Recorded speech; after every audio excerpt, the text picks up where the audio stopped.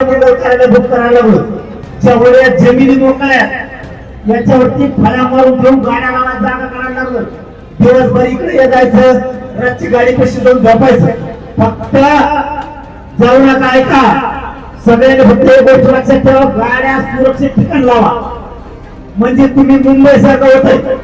मुंबईला कसं तुम्ही गाड्या सुरक्षित ठिकाण लावल्या आणि मग रेल्वे यायचं जायचे गाडी निघाला रेल्वे आगाला जायचं असतं म्हणजे टेन्शन येत नाही. गाड्या खाना परिसर तिकडे घेणार आपण, तिकडे जेवणाकडे साखर कारखाने तिकडचे पण घेणार आहेत, इकडचे पण परिसरातले सगळे कारखाने घेणार आहेत.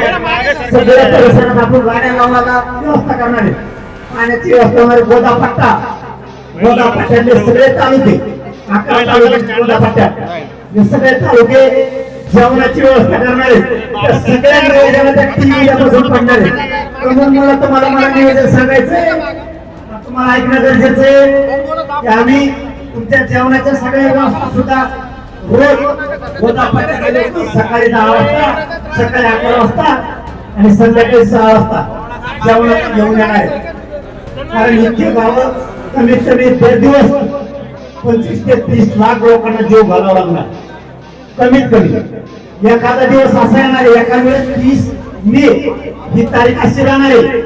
या दिवशी 2-2.5 करोडपेक्षा जास्त मराठा समाज येणार. त्या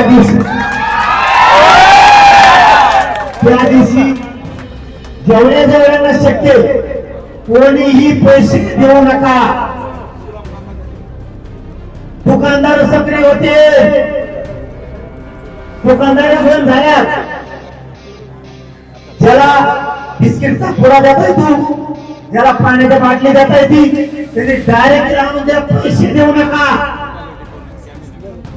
भाकरी देता येतात भाकरी द्या, तुम्हाला शिरा देता येतो कोरडा द्या. इथं ह्यावेळेस कमीत कमी आपण 25,000पेक्षा जास्त, मी नाही मराठा समाजाला सांगतो ते घेऊन यायचं. तुम्ही बोलले होते तयारी नाही. जेवढे टँकर आहेत ते टँकर सगळे घेऊन यायचे. 25